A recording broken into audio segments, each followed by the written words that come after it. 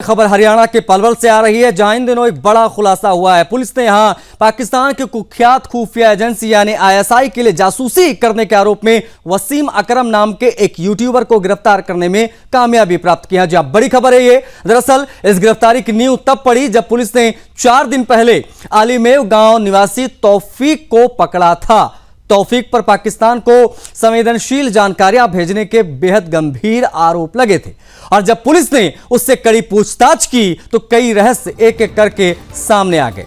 सुरागों ने पुलिस को वसीम तक पहुंचाया। वास्तव में वसीम अकरम का मामला बेहद चौंका देने वाला है।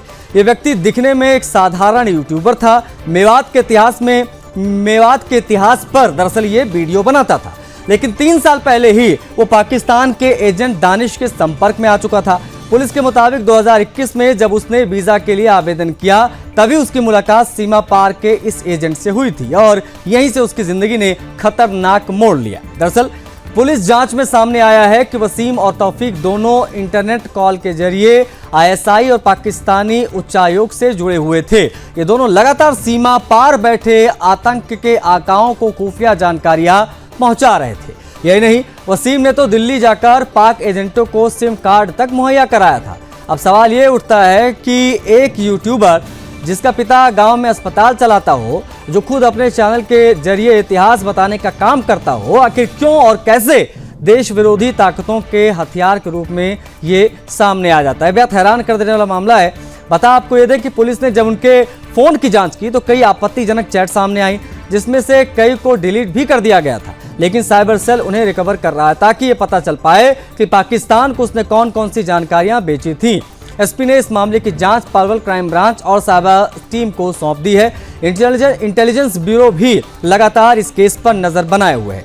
पुलिस को शक है कि आने वाले दिनों में और गिरफ्तारियां हो सकती हैं, यानी यह जासूसी नेटवर्क अभी और बड़ा निकलकर सामने आ सकता है। वास्तव में यह खुलासा हर किसी को झकझोर कर रख देने जैसा है। हमारे समाज में और कितने ऐसे लोग हैं जो नकली चेहरे के पीछे असली गद्दारी छिपाए बैठे होंगे, क्योंकि इससे पहले भी ज्योति मल्होत्रा समेत कई गद्दार पाकिस्तान के लिए जासूसी करते पकड़े गए थे। फिलहाल वसीम को अदालत से 4 दिन के रिमांड पर ले लिया गया है। तौफीक पहले ही जेल भेजा गया और पूछताछ उससे जारी है। एक और गद्दार यूट्यूबर गिरफ्तार हुआ है। आईएसआई एजेंट वसीम को पलवल पुलिस ने दबोच लिया है। ये बेहद हैरान कर देने वाला एक बड़ा मामला पलवल से सामने आया है।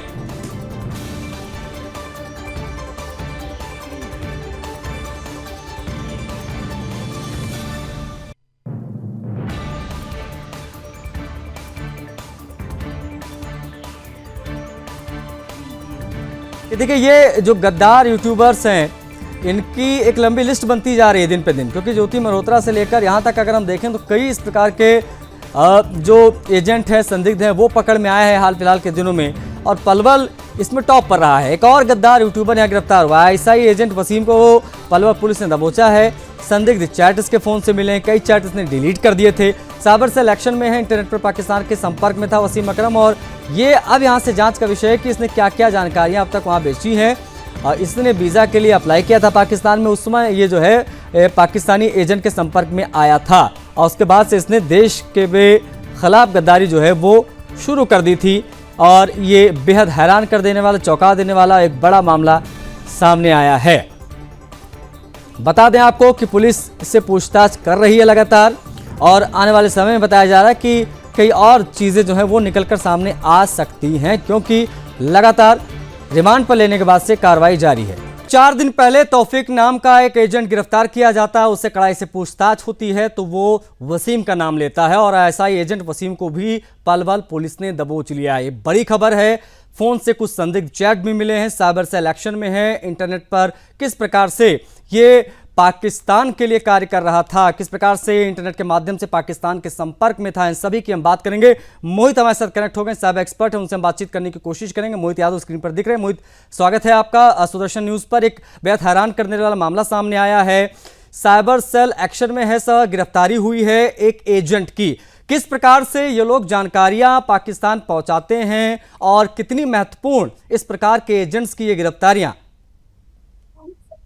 आशीष जी, एक्चुअली में होता यह है कि जितनी भी आजकल आईटी के सॉफ्टवेयर हैं या फिर जो चैटिंग एप्लीकेशन हम देखते हैं या यूट्यूब हम देखते हैं, तो ये जो प्रॉपर आईटी के जो जितने भी हम चीजें आजकल हैं, तो कोई भी मॉड मॉड जिसको भी एक तरह से बोल सकते हो कि कोई भी मीडियम यूज किया जा सकता है कि डेटा सेंड करने के लिए, जिसमें नॉर्मली देखा जाता है कि ऐसे टूल्स जो कि एंड टू एंड इंक्रिप्टेड होते हैं, ज्यादातर जैसे मैसेंजर्स हो गए, कुछ मैसेंजर जैसे व्हाट्सएप मैसेंजर आजकल देखा जाता है, इनफैक्ट टेलीग्राम में एक मैसेंजर है, थ्रीमा एक मैसेंजर, जो कि एक totally end to end encrypted software है जिसके अंदर इंक्रिप्शन होता है, जिसकी वजह से किसी भी लॉ एनफोर्समेंट एजेंसीज को डेटा रिकवर करना, ये फाइंड आउट करना है कि किसको डेटा भेजा, ये सब बड़ा डिफिकल्ट होता है। ये जो स्पाइस होते हैं नॉर्मली इस तरह के टूल्स को यूज करते हैं जिसको कि लॉ एनफोर्समेंट एजेंसी जैसे कि हमारी जितनी भी स्क्वाड्स हैं, ये इनको डिटेक्ट नहीं कर पाते, इनको फाइंड आउट नहीं कर पाते कि ये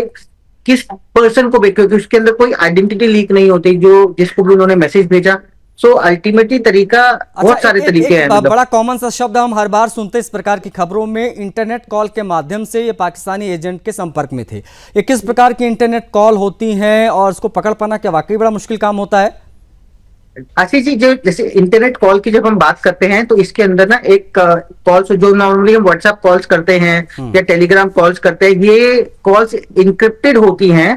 तो इंक्रिप्टेड का मतलब होता है कि एक तरफ से जब कॉल करते हैं तो दूसरा पर्सन उसको सुनता है, उसके बीच में कोई भी उस कॉल को रिकॉर्ड नहीं कर सकता, कोई भी उस कॉल को टैप नहीं कर सकता, क्योंकि वो वॉइस कॉल के थ्रू सारा का सारा डेटा आपस में एक्सचेंज होता है। वो सारा डेटा एक टनल के थ्रू जाता है, मतलब वॉइस जिसको बोलते हैं वीपीएन टनल के को यूज कर ये सारी कॉलिंग होती है। ये सारा जो डेटा को सेंड करने का या फिर कोई भी बातें जो आप चाहते हो कि लॉ एनफोर्समेंट एजेंसी ना सुन पाए, तो इंटरनेट कॉल्स के द्वारा की जाती है। ठीक है, और इनका मेन ऑब्जेक्टिव यही होता है। मोहित जी, मैं समझना चाहूंगा, कुछ चैट्स डिलीट कर दी गई हैं इसके द्वारा, ऐसा बताया जा रहा है, क्या उनको आसानी से रिकवर किया जा सकेगा?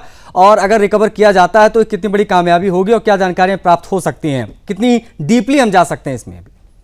बिल्कुल, देखो फॉरेंसिक के वर्ल्ड के अंदर नॉर्मली जितनी भी हम चीजें हम अपने फोन पर करते हैं, कोई मूवी हमने डिलीट कर दी, कोई फोटोग्राफ हमने डिलीट कर दी, जो हमने किसी को चैट भेजा, तो वो सारी चीजें जो फॉरेंसिक के सॉफ्टवेयर, काफी सारे ऐसे प्रोग्राम्स हैं जो कि साइबर सेल के पास होते, बहुत ही एडवांस सॉफ्टवेयर होते हैं, एडवांस कंप्यूटर्स होते हैं, जिसकी वजह से ना वो सारे डेटा को रिकवर कर लिया जाता है। कब कहाँ पे यूजर गया, गूगल की पूरी हिस्ट्री, एक एक पॉइंट टू पॉइंट की हिस्ट्री को रिकवर कर लिया जाता है। मतलब ये माना जाए मोहित जी कि आने वाले दिनों में जब ये चीजें रिकवर हो जाएंगी तो और कई महत्वपूर्ण जानकारियां इस गद्दार से निकलकर सामने आ सकती है कि इसने अब तक क्या क्या सूचनाएं पाकिस्तान बॉर्डर उस पार आतंकवादियों को पहुंचाई हैं।